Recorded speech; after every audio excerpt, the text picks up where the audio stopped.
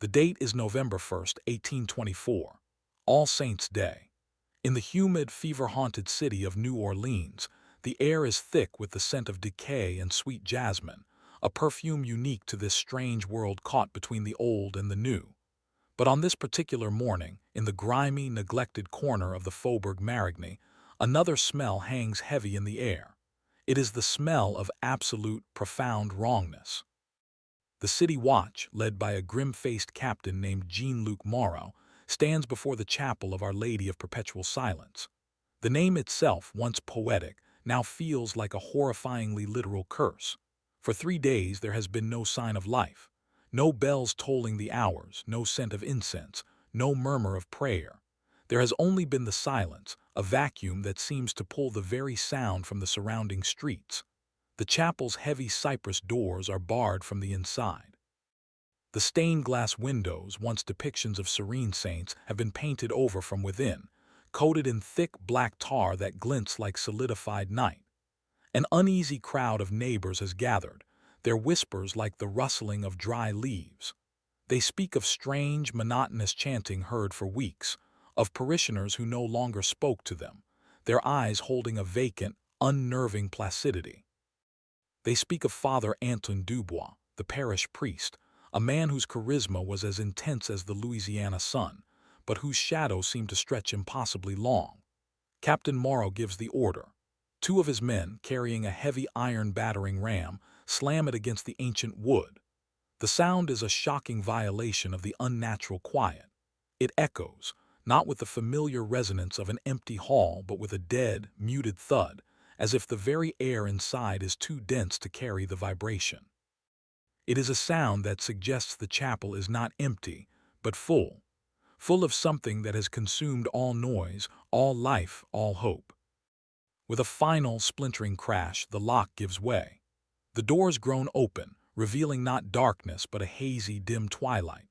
The interior of the chapel is illuminated by dozens of thick black candles, their wicks still smoking, their wax pooled on every available surface like frozen tears. The air is stale, thick with the cloying aroma of an unknown incense, something resinous and bitter, mixed with the faint, metallic tang of cold ash. But it is the silence that strikes Captain Moreau and his men with physical force. It is a dead space, an abyss of sound. The pews are empty, yet not entirely. On each bench sits a small, neatly folded pile of clothing.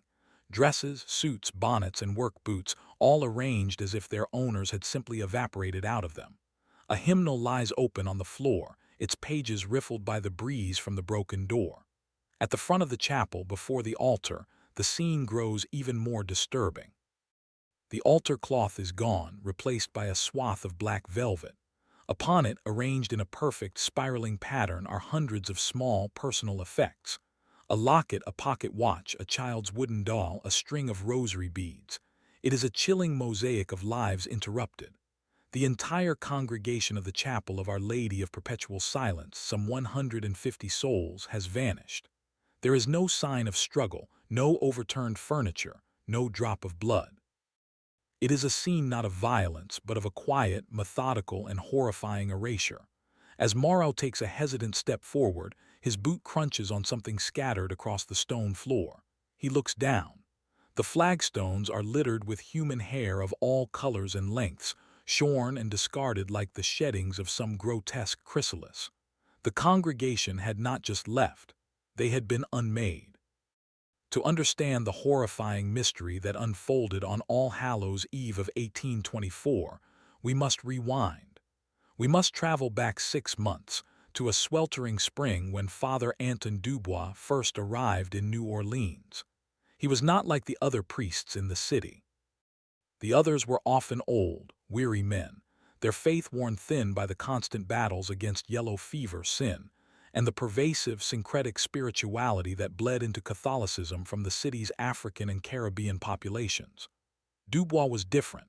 He was young, impossibly handsome, with eyes the color of a stormy sea and a voice that could mesmerize snakes.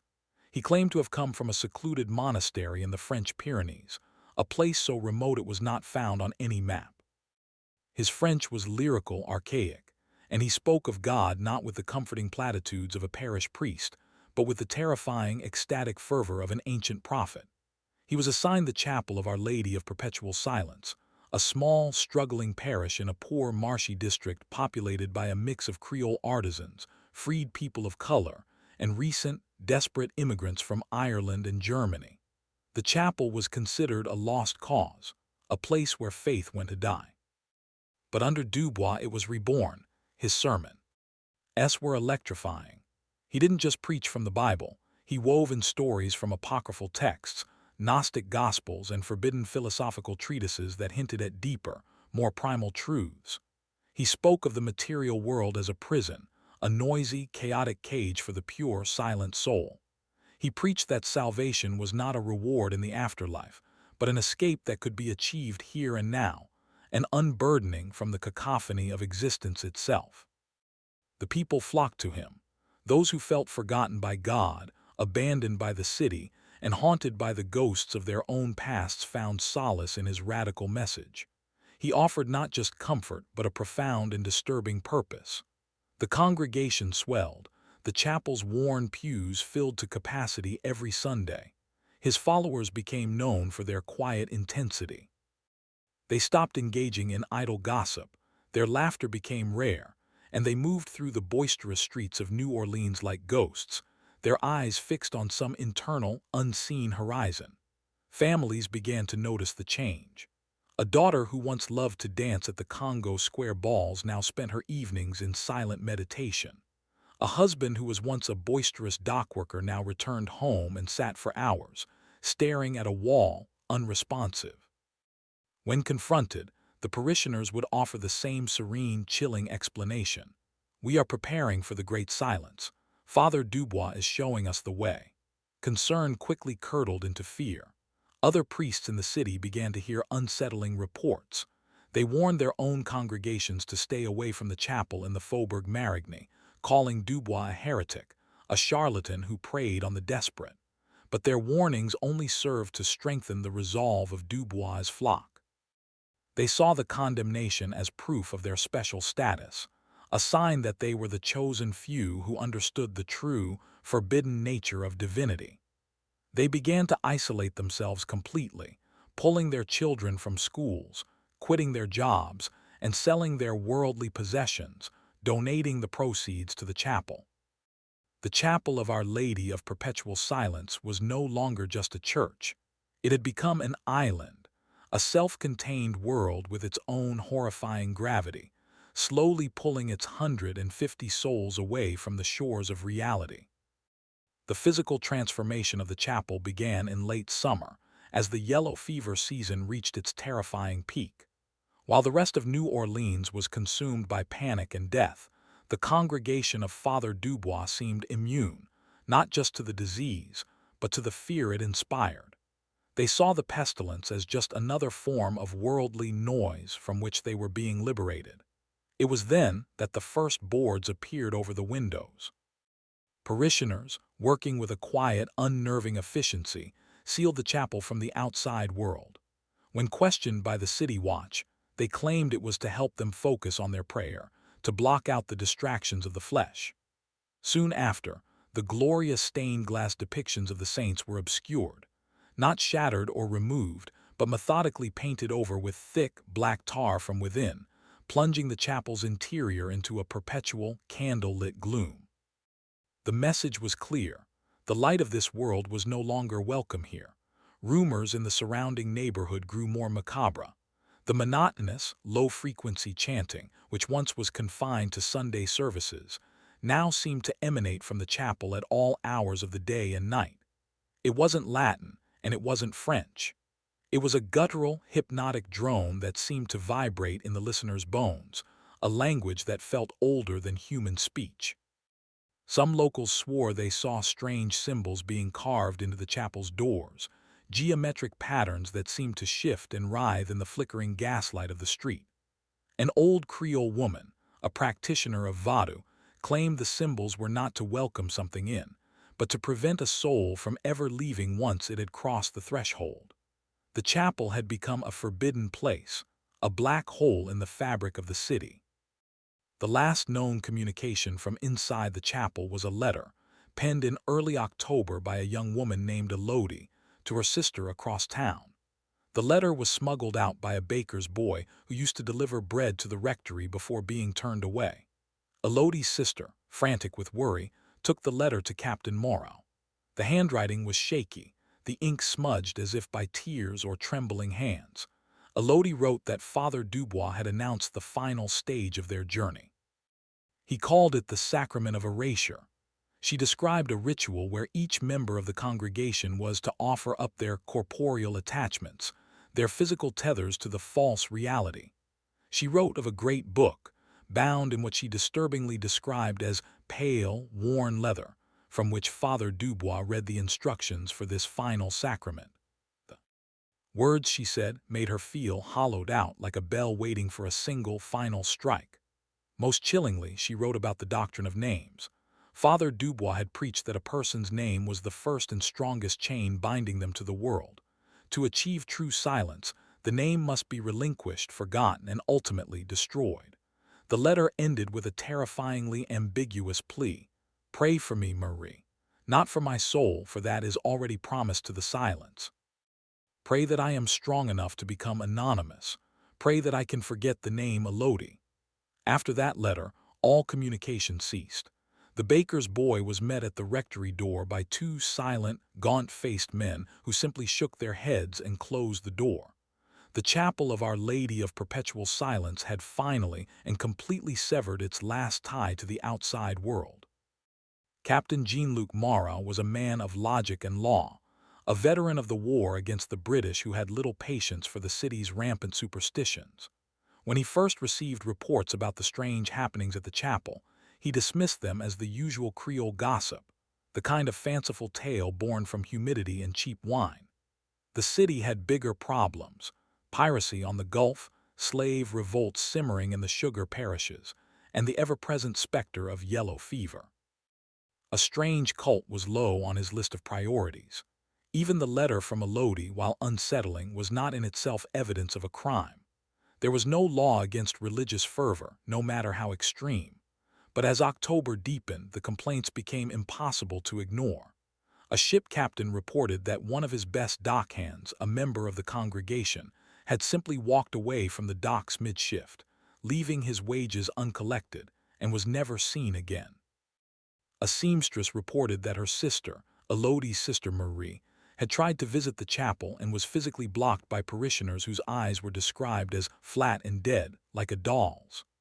The most disturbing report came from a lamplighter, who swore on a stack of Bibles that one evening, as he passed the tar-covered windows, he heard not chanting, but a single, high-pitched, resonant tone, like a wet finger being run around the rim of a crystal glass.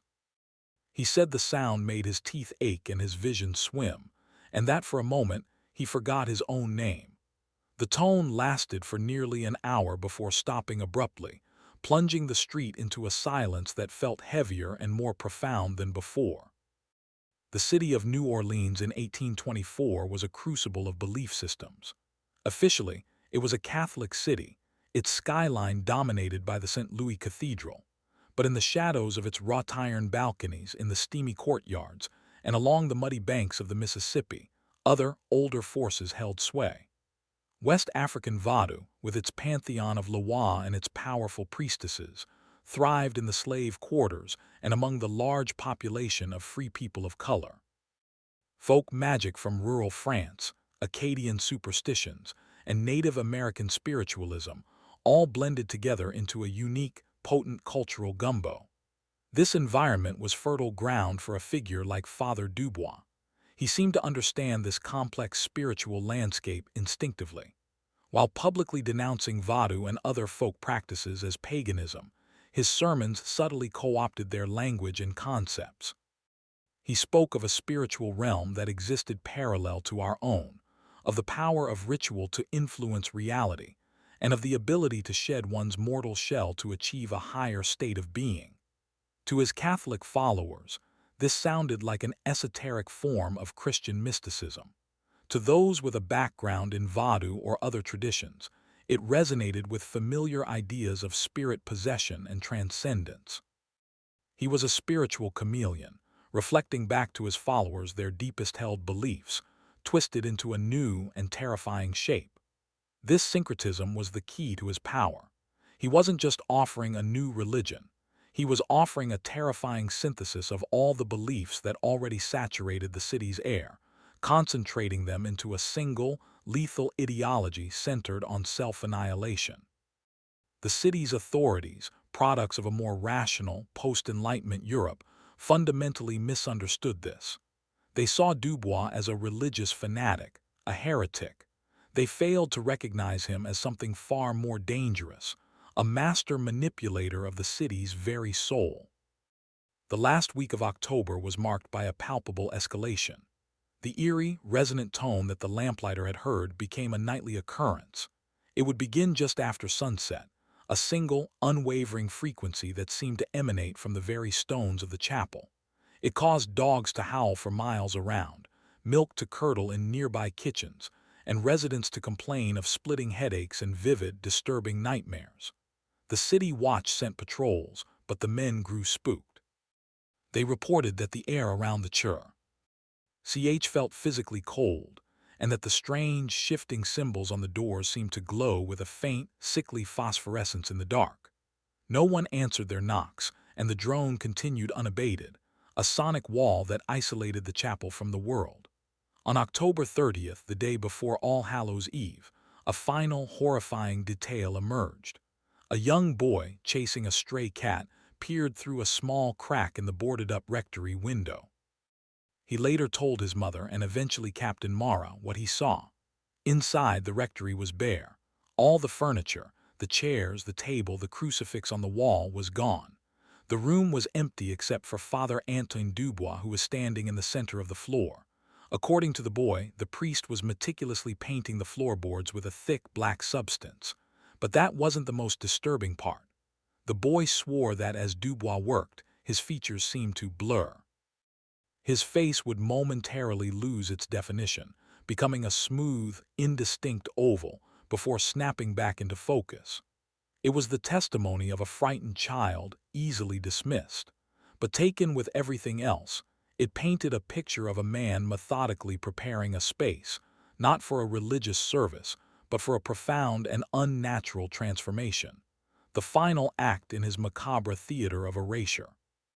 And so we return to November 1st, All Saints' Day. Captain Morrow and his men stand frozen in the doorway of the violated chapel. The scene before them is one of profound, ritualistic strangeness. It speaks not of a panicked flight or a violent abduction, but of a willing, orderly departure from existence.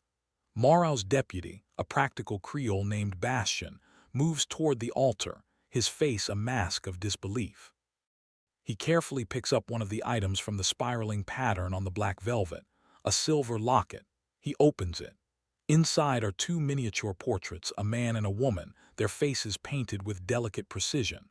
But their features have been deliberately, meticulously scratched away with a pin, leaving behind two horrifying blank ovals. Bastien drops the locket with a clatter that sounds like a gunshot in the oppressive silence. It was Elodie's letter made real. They were relinquishing their names, their faces, their very identities. Morrow, meanwhile, is drawn to the pulpit. Father Dubois' sermon book lies open. It is not the Holy Bible. It is a massive, hand-bound tome, its cover made of a strange, pale material that is unnervingly soft to the touch. The pages are filled not with printed text, but with elegant, hand-written calligraphy in a language Morrow does not recognize. The script is full of sharp angles and unsettling curves, resembling a fusion of Arabic and something far, far older. The ink is a rusty brown. As Morrow stares, a drop of moisture from the humid air lands on a word, causing the ink to smear slightly. A faint, coppery smell rises from the page, the smell of old blood. The city was filled with whispers and strange tales, but the truth was far more disturbing than any rumor. If you're compelled by these forbidden histories, consider subscribing. Because the doors to the chapel of perpetual silence have now been opened, and what happened inside was meant to be forgotten forever. The search of the chapel grounds reveals more questions than answers. In the rectory, they find the scene the young boy described. The room is stripped bare, the floor painted with a black, tar-like substance that is still tacky to the touch. In the center of the room is a single, shallow bowl made of dark, unpolished stone. The bowl contains a residue of ash, mixed with what appears to be pulverized bone. There is no sign of Father Dubois' personal effects, no letters, no records, nothing to indicate his origins or his true identity. It's as if he arrived in New Orleans as a ghost, a vessel for a horrifying idea, and left the same way. The investigators then moved to the small, overgrown cemetery behind the chapel. Here, they make a discovery that chills them to the bone. Every single headstone has been defaced.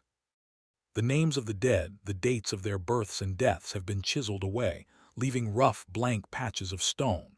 It was not enough for the congregation to erase themselves. They had reached back in time to erase their dead as well.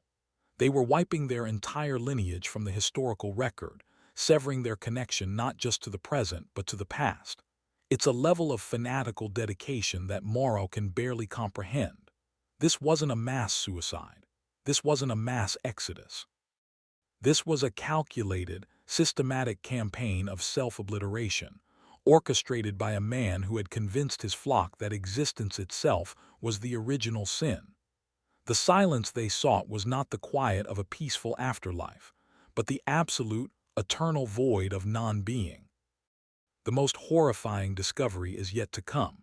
It lies beneath the chapel, in the small, musty cellar used for storing wine in. Candles. When Morrow's men pry open the heavy wooden trapdoor behind the altar, they are hit not by the expected smell of damp earth, but by the same strange, bitter incense from the chapel above, only 100 times more potent. It's an intoxicating, disorienting scent that makes their heads spin. As they descend the stone steps, their lanterns cast flickering shadows on the walls, which are covered in the same bizarre, angular script found in the book on the pulpit. The air grows cold, unnaturally so, the kind of deep, penetrating chill that seems to emanate from the stone itself. The cellar is a single, circular chamber. In the center stands a crude altar, not of wood, but of a strange, black, non-reflective stone that seems to absorb the lantern light. And on the altar lies the source of the horror, the final piece of this macabre puzzle. Lined up in neat, precise rows are 150 small, exquisitely crafted wooden boxes. Each box is about the size of a jewelry case made of dark, polished cypress wood. On the lid of each box, a single, cryptic symbol is burned into the grain. They are caskets in miniature. With trembling hands, Captain Morrow reaches out and opens one. The lid lifts with a soft click. The inside is lined with black velvet, and nestled in the center, gleaming palely in the lantern light, is a single human tooth, a molar with its roots still attached. One by one, they open the boxes. Each one contains the same horrifying relic, a tooth. Some are small, clearly from a child. Others are yellowed with age. Some show signs of decay, others are perfectly healthy. 150 boxes, 150 teeth, one for every vanished member of the congregation.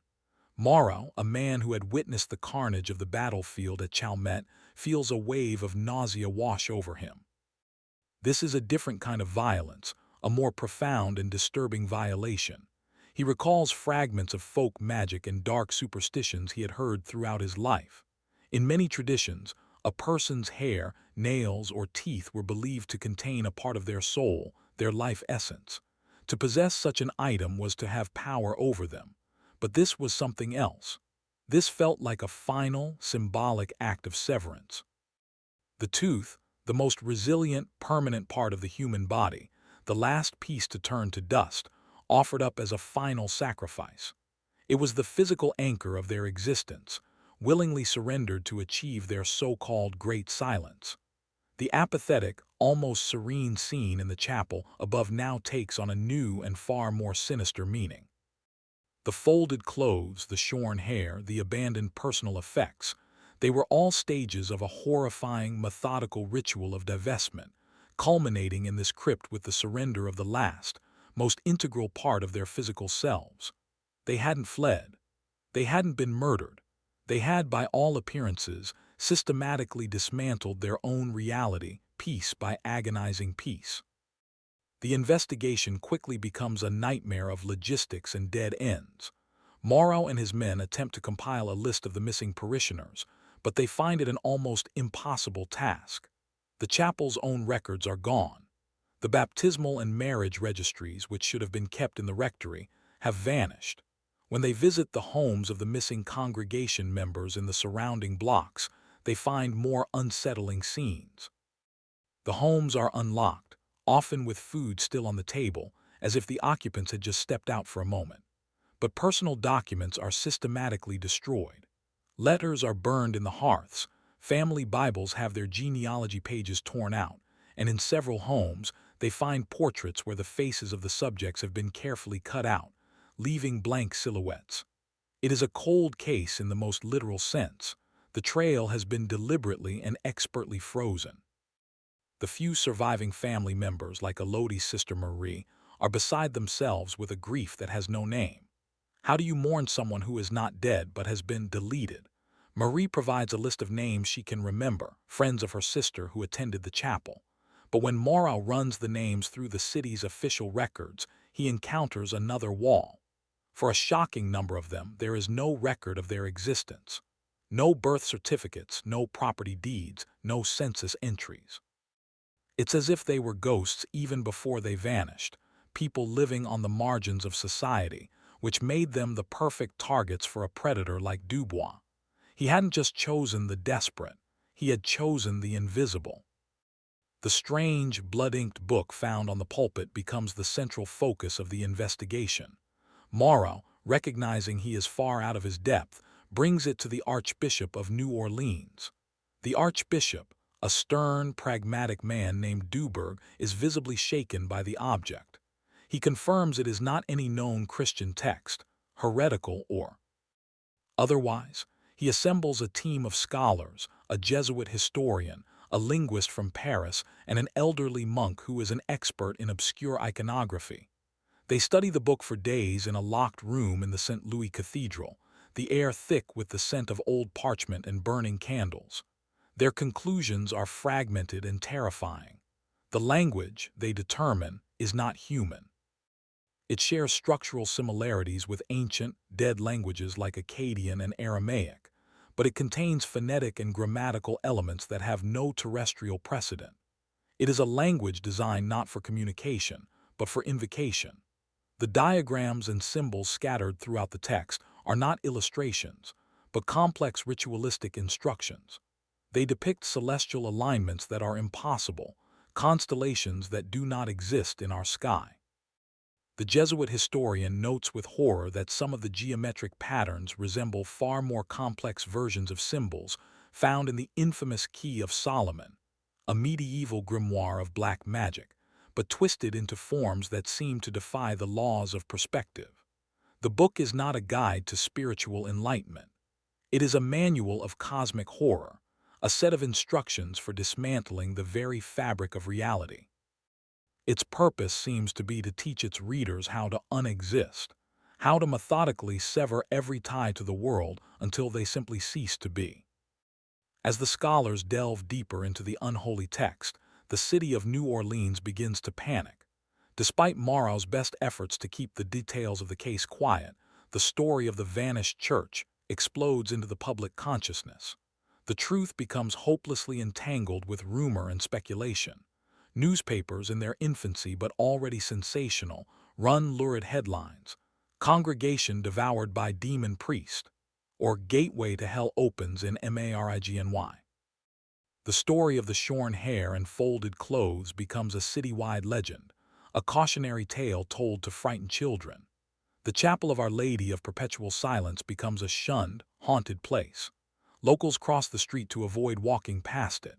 They claim to hear whispers on the wind at night, the faint echo of the monotonous chanting, and to see strange, flickering lights in the tar-blackened windows.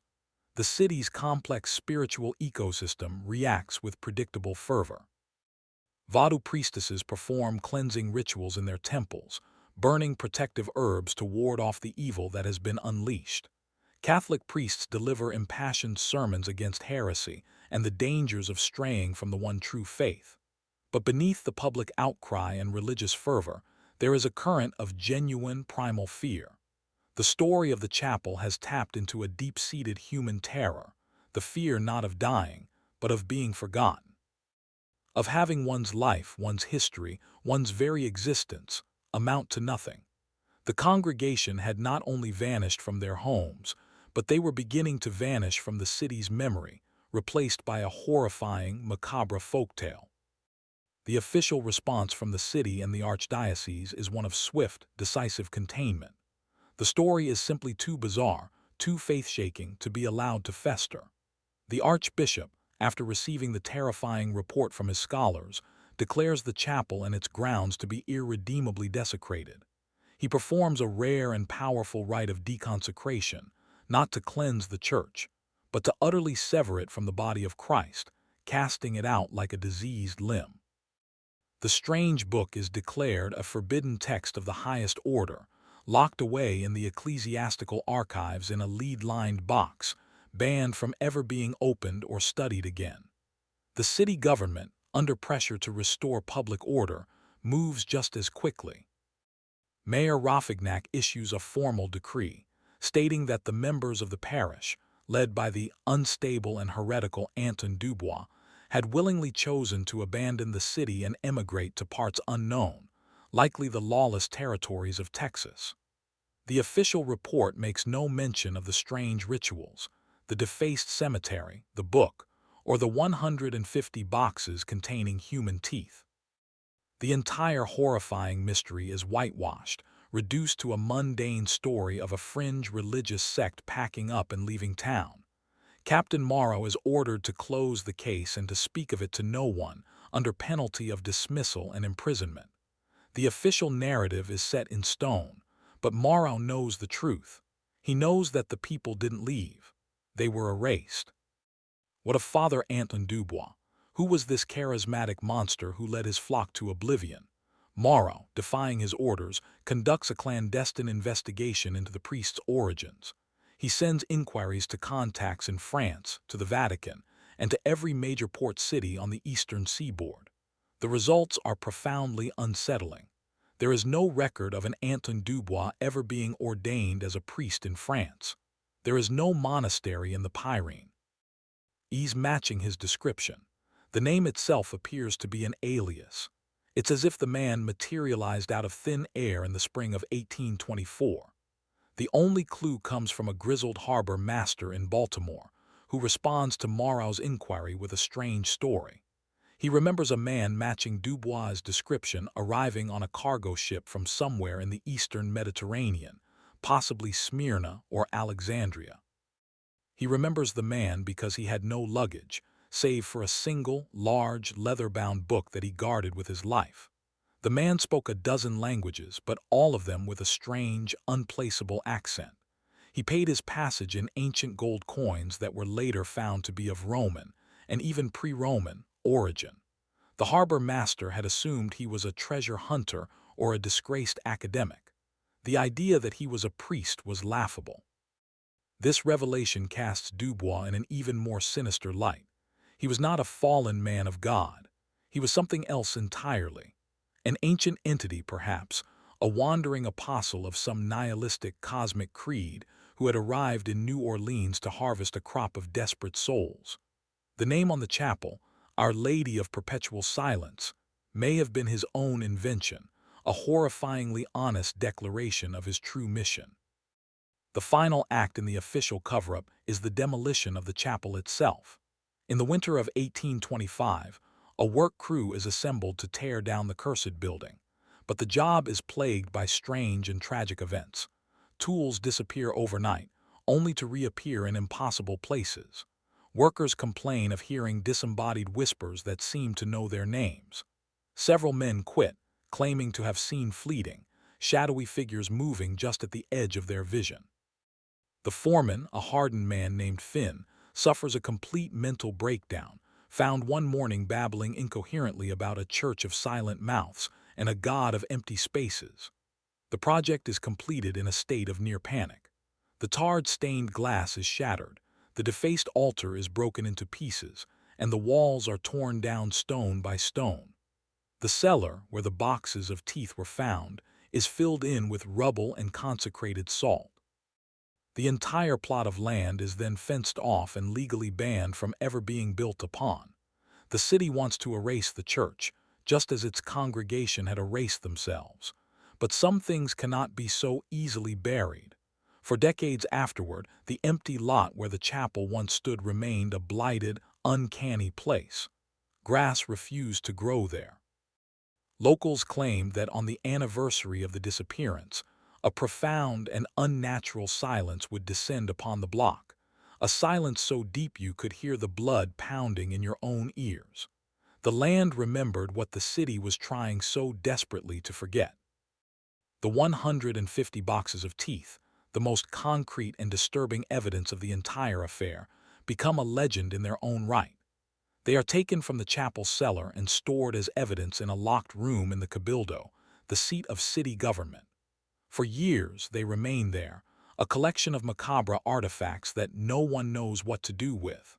The clerks who work in the building develop a deep-seated fear of the evidence room. They report strange occurrences, the sound of soft clicking, like the lids of the boxes opening and closing on their own, a sudden, inexplicable drop in temperature in the hallway outside the room, and the persistent, faint smell of that strange, bitter incense. In 1838, during a period of major renovations at the Cabildo, the boxes vanish. There is no record of them being officially destroyed, moved, or stolen. An inventory is taken, and the space where the boxes were stored is simply noted as empty. They disappear from the official record as completely as their former owners did. Their fate becomes a subject of grim speculation.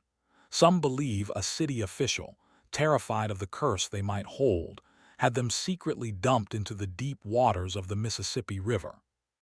Others whisper a more terrifying theory, that the boxes and the pieces of soul they contained were reclaimed by some unseen force, their purpose finally fulfilled.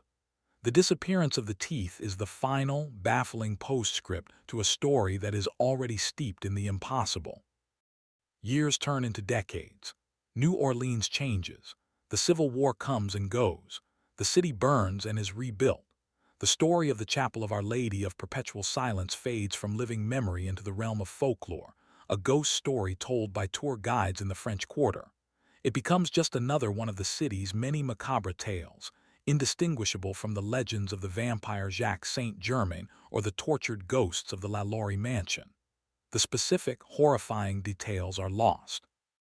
The name Antoine Dubois is forgotten. The existence of the forbidden book and the boxes of teeth dissolves into rumor. All that remains is the core, terrifying concept, a church full of people who simply cease to be. But for those who know where to look, echoes of the event remain, like faint scars on the city's psyche. In the ecclesiastical archives, the lead-lined box containing the forbidden book still sits on a dusty shelf, a silent testament to the horror. In the city's property records, the deed for the empty lot in the Faubourg Marigny still bears a chilling, centuries-old covenant. This land shall remain fallow in perpetuity, for it is a place of profound spiritual vacancy. The silence that Father Dubois preached has, in a way, been achieved. The truth of what happened has been muted, its details erased by time and deliberate suppression. The silence from the chapel had become a living, breathing entity, suffocating the entire block. The authorities knew they could wait no longer. We unearth these buried stories every week, so if you don't want to miss our next descent into the macabre, hit the notification bell. What they found inside would haunt New Orleans for a century. The lingering question, the one that haunted Captain Morrow for the rest of his life, was not just what happened, but why. Why would 150 men, women, and children willingly participate in their own erasure? The answer, he came to believe, lay in the unique nature of New Orleans itself. It was a city of constant, existential dread. Death was an ever-present neighbor. Yellow fever, cholera, and malaria could wipe out entire families in a week. Hurricanes could rise from the Gulf and swallow the city whole. The society was built on the brutal, violent, and inherently unstable institution of slavery. Life was cheap and the afterlife was uncertain. In this context, the promise of Father Dubois might have seemed not like a horror but a release. He offered an escape from the pain, the fear, and the chaos of worldly existence. He offered a way out of the relentless noise of life. For a people steeped in suffering, the promise of a great silence, of a perfect and eternal void, may have been the most seductive gospel of all. He didn't just prey on their desperation, he preyed on their exhaustion. He offered them the terrifying comfort of absolute nothingness. Let us reconsider the book, The Manual of Self-Annihilation. The scholars who briefly studied it in 1824 were unified on one terrifying point. It did not feel like the work of a single author. The script, while consistent, showed subtle variations suggesting it had been copied and recopied over millennia. The pale, worn leather of its binding was subjected to a small, secret test by the Jesuit historian who had a background in medicine. His conclusion, which he only shared with the archbishop, was that it was not animal hide. It was human skin, tanned with an unknown process that rendered it unnervingly supple. But the most disturbing aspect was the book's apparent sentience. The scholars reported that the text seemed to resist translation, that the words would subtly rearrange themselves on the page when not being directly observed.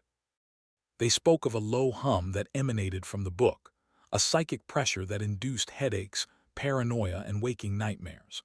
One linguist quit the project after dreaming for 3 consecutive nights that he was trapped in a library where all the books were blank, and a silent, featureless librarian was methodically erasing his name from the card catalog.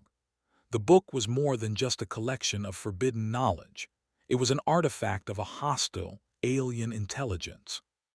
It was a weapon designed to infect a host population with a mimetic virus, the ideology of non-existence. Father Dubois was not its author. He was merely its carrier, its high priest, its latest vector of infection. The concept of the sacrament of erasure is perhaps the most macabre element of this entire cold case. Based on Elodie's letter and the evidence found in the chapel, we can piece together the probable sequence of this horrifying ritual. It likely began with the symbolic renunciation of worldly goods, the selling of property, the abandonment of homes. The next stage was the severing of social ties, the isolation from family and friends. Then came the physical preparations inside the church, the shorning of hair, the shedding of clothes, a symbolic unmaking of the self. This was followed by the destruction of identity, the scratching out of faces in lockets, the cutting of portraits, the defacing of gravestones, all designed to attack the concept of the individual. The final acts performed on All Hallows' Eve would have been the most profound. First, the ritualistic relinquishing of the name, the foundational pillar of identity, likely chanted away until forgotten. And lastly, the extraction of the tooth, the surrendering of the final piece of physical self, the anchor to the material plane. It was a reverse creation myth. If Genesis speaks of God creating the world with a word, the Gospel of Dubois spoke of uncreating the self with silence. Each step was a deliberate, methodical move away from being, a journey into the void, culminating in a final, terrifying apotheosis where 150 souls, having shed every aspect of their existence, simply ceased to be. Could there be a rational explanation? In the centuries since, historians and skeptics have tried to impose a mundane solution onto this horrifying mystery. The most common theory is that the congregation was not erased by supernatural means, but simply murdered and their bodies secretly disposed of. In this scenario, Father Dubois was a charismatic cult leader who, for reasons of his own, perhaps to steal their collective wealth, poisoned his followers and sank their bodies in the nearby swamps, which were notoriously effective at swallowing secrets. The ritualistic scene in the chapel, the book, and the teeth would have been elaborate deceptions, designed to create a myth and cover his tracks. He then simply vanished with the congregation's money. This theory is clean, logical, and removes the element of the supernatural, but it fails to account for several key facts.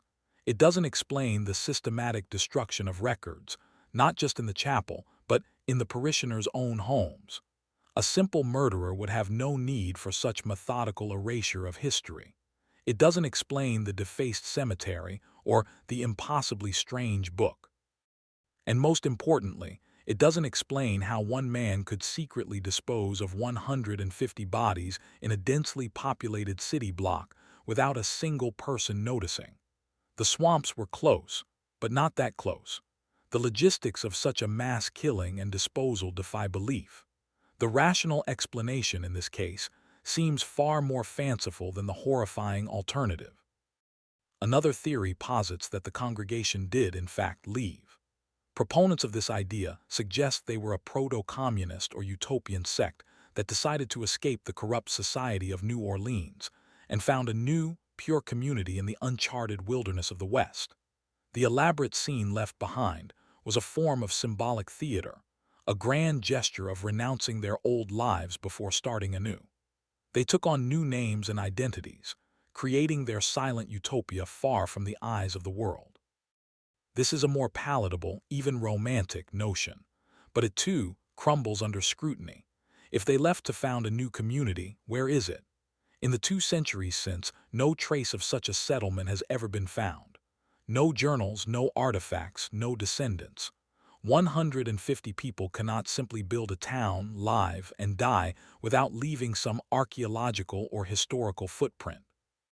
Furthermore, this theory fails to explain the macabre, self-destructive nature of their final rituals.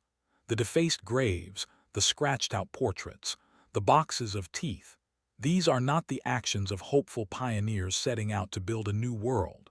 They are the actions of people who believed they were systematically ending their own.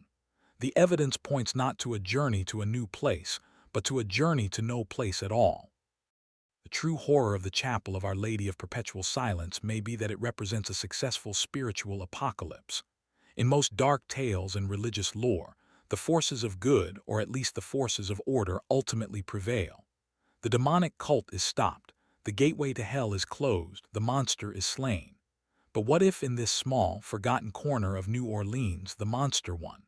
What if Father Dubois, or whatever entity wore his skin, accomplished exactly what he set out to do? He found a group of vulnerable souls, indoctrinated them with an alien philosophy of non-being, and successfully guided them through a ritual that removed them from the fabric of reality. There was no divine intervention, no last-minute rescue. The ritual worked. The Great Silence was achieved. The 150 parishioners were not killed. They were unwritten from the Book of Life. This is a far more disturbing possibility than any simple murder or mass suicide. It suggests that the laws of our reality are more fragile than we believe, that there are forbidden paths and dark gospels that can lead not just to death, a mere transition of the soul, but to a complete and total oblivion. It implies the existence of cosmic predators who feed not on flesh or life, but on existence itself. The chapel in the Faubourg Marigny was not a house of God. It was an abattoir for souls. The legacy of this event can be felt in the subtle, cultural DNA of New Orleans. The city has always had a complicated relationship with memory and death. It is a place of elaborate funerals and jazz processions, a city that builds its tombs above ground to keep the dead close. It is a city that venerates its ancestors and lives comfortably alongside its ghosts. But the story of the vanished church introduces a chilling counter-narrative, the idea of the lost dead. These are not the honored dead in their stone houses in St. Louis Cemetery, nor the restless spirits who haunt its famous mansions. The congregation of the chapel represents something else entirely, those who have been so completely erased that they cannot even become ghosts. They have no names to be whispered, no graves to be visited, no stories to be told. They are a void, a blank space in the city's voluminous Book of the Dead. This idea has seeped into local superstition. There is a belief among some old Creole families that it is profoundly unlucky to have a gap in one's family tree, to have an ancestor whose name is unknown. It is seen as an invitation for the silence to enter the bloodline. The fear is not of a ghost haunting you, but of the void claiming you, of your own history being unwritten. It is the quiet, lingering curse left behind by Father Dubois. Imagine, for a moment, being one of those parishioners in the final hours. Imagine standing in the dim, candle-lit chapel, the air thick with alien incense and the hypnotic, resonant drone that vibrates through your bones. You have already given up everything: your home, your family, your possessions. You have shorn your hair and cast off your clothes. You have recited a litany of unnaming until your own name sounds like a foreign word. You look at the faces of your brothers and sisters in the faith, and you see the same serene, terrifying emptiness that you feel in your own soul. You are no longer a person. You are a vessel of silence waiting to be emptied. Father Dubois stands before you, his handsome face seeming to ripple and blur in the uncertain light. He holds up a small, sharp instrument. He speaks in that mesmerizing voice, not of heaven or hell, but of the sublime purity of the void. He tells you that this final act, this offering of your last physical anchor, will be the key that unlocks the door. It will not hurt, he promises. It will be a moment of perfect, ecstatic release. And as you step forward, opening your mouth not to scream or to pray, but to offer up the last piece of your worldly self, you feel not fear, but a profound and horrifying sense of peace. You have finally learned how to die completely. The story of the Chapel of Our Lady of Perpetual Silence is a chilling reminder of the fragility of the historical record. We tend to think of history as a solid, immutable thing, a collection of facts carved in stone. But it is not. History is a story, written on fragile paper, told by fallible voices. And like any story, it can be edited. It can be revised. Or in this case, entire chapters can be torn out and burned. The official record states that a religious sect left town. The true record, the one written in defaced stone, in a book of human skin, and in the collected teeth of the vanished, tells a far different, far more macabre tale. It is a story that was deliberately suppressed, its evidence hidden or destroyed, its memory forced into the shadows of folklore. It raises a disturbing question. How many other stories like this have been successfully erased? How many other glitches in the fabric of reality have been neatly patched over by the authorities, dismissed as hoaxes, or forgotten by the passage of time? We are left to wonder if the history we know is simply the curated version, the one that is safe for us to read. The true, unfiltered history of the world might be a far more terrifying text, filled with tales of cosmic horror that would shatter our understanding of reality. The chapel in New Orleans may not be an anomaly. It may be the one time the cover-up failed to be perfect. Let us return one last time to the empty lot in the Faubourg Marigny. For over a century, it remained vacant, a testament to the power of memory and fear. But New Orleans is a city that grows, and by the mid-20th century, the old covenant was forgotten, the deed rewritten, and the land was sold. A small, unremarkable warehouse was built on the site. For decades, it was used for storing mundane goods, rice, cotton, machine parts, but the workers there always felt a sense of unease. They complained of the building being unnaturally quiet, of sounds being muffled and deadened as soon as one stepped inside. Tools would be left in one place and be found in another, with no one having moved them. Some even reported a strange compulsion to sit in silence for hours, losing all track of time, only to be shaken from their stupor by a concerned foreman. The warehouse changed hands many times, never staying profitable for long. It seemed to have an aura of failure, of vacancy, that clung to it like the ever-present humidity. Today, the building is abandoned, its windows boarded up, its facade covered in graffiti. It looks like any other derelict structure in a struggling part of the city. But the locals, the ones whose families have lived in the neighborhood for generations, still know the land's history. They call it Le Vide, the void. They say that if you stand outside it, 8 at night on the eve of All Saints' Day, and listen closely, you will hear nothing. An absolute, perfect, and terrifying silence. The ultimate fate of the book is unknown. While the official story is that it remains locked in the archdiocesan archives, whispered rumors suggest otherwise. One particularly persistent legend claims that in the early 1900s, the book was stolen by a renegade occultist, a man who had become obsessed with the legend of the vanished church. He believed the book was not a manual for erasure, but for ascension, and he sought to use its power for his own ends. The story goes that he was found weeks later in his study, a desiccated husk, in a room where every single written word, in books, on letters, even the manufacturer's label on his clothing, had been mysteriously rendered blank. The book itself was gone. This is likely just another piece of folklore, another embellishment on an already incredible tale, but it speaks to the enduring power of the object. Whether it sits in a lead-lined box or is loose somewhere in the world, the book represents a horrifying, contagious idea, an idea that whispers that life is a disease, and the only cure is to have never existed at all. It is a gospel of uncreation, and its single, terrifying commandment is, "Thou shalt not be." This forbidden history, like so many others, remains a cold case, its mysteries unsolved. If you find yourself drawn to the abyss of these forgotten stories, ensure you subscribe and join our search for the truths that have been deliberately banned from history. What truly makes the mystery of the Chapel of Our Lady of Perpetual Silence so profoundly disturbing is its lack of a resolution.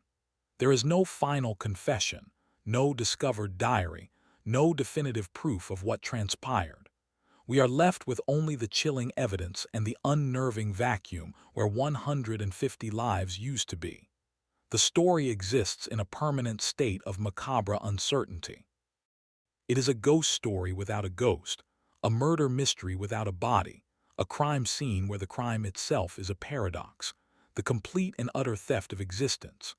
The tale serves as a stark reminder that not all questions have answers, and not all mysteries are meant to be solved. Some events are so far outside our understanding of the world that they defy explanation, leaving behind only a residue of fear and a lingering sense of cosmic dread. The congregation of the chapel sought a final, absolute silence, and in a way they achieved it. Their story ends not with a period, but with an ellipsis, a trail of horrifying possibilities that fade into an abyss of the unknown. It forces us to confront the unsettling idea that the universe may be far stranger and far more hostile than we can possibly imagine. And that sometimes, the most terrifying sound in the world is no sound at all. The final, lingering thread in this impossible tapestry is the fate of Captain Jean-Luc Moreau. He was a man of law and reason, but the case of the vanished church broke him. He dutifully closed the case file as ordered, but he never stopped being haunted by what he had seen in that cellar. He resigned from the City Watch a year later, a grim, solitary man obsessed with the nature of memory and existence. He spent the rest of his life as a recluse, filling dozens of private journals with his obsessive, sprawling investigation into the affair. He wrote of his belief that Father Dubois was not a man, but a hollow place, an avatar for a force he called the Great Unmaker. He theorized that the ritual did not destroy the congregation, but transferred them to a dimension of pure nullity, a silent, gray limbo outside of time and space. His writings grew more frantic and disjointed over the years, filled with the same angular, unsettling symbols he had seen in the Forbidden Book. The last entry in his journal, written the night before his death, contains a single, terrifying sentence. "I have begun the preparations. I can hear the silence calling my name. Soon I too shall be unwritten." His body was found in his study, sitting in his chair, peaceful. And on his desk next to the open journal was a small, empty wooden box, lined with black velvet. And so, the mystery endures. The Chapel of Our Lady of Perpetual Silence stands as a monument to a forgotten horror, a horrifying cold case that defies every attempt at rationalization. It is a story about the terrifying power of belief and the dark paths to which it can lead. It is a warning that there may be ideologies in the universe so alien and so antithetical to life that they can convince people to willingly and methodically unravel their own reality. The 150 souls who vanished in 1824 were not simply victims of a charismatic cult leader. They were converts to a religion of nothingness, apostles of the void. They actively sought their own damnation, believing it to be a form of salvation. We are left with the chilling question. That has no answer. Did they succeed? Are they truly gone, erased from the cosmic ledger? Or do they exist somewhere in that perpetual silence they so desperately craved? A place with no light, no sound, no memory, no name. A place where the only reality is the endless, suffocating peace of the void. The story offers no comfort, no resolution. It leaves only a profound and lasting dread, a whisper in the dark that suggests that the greatest horror is not death, but the chilling possibility of never having been at all.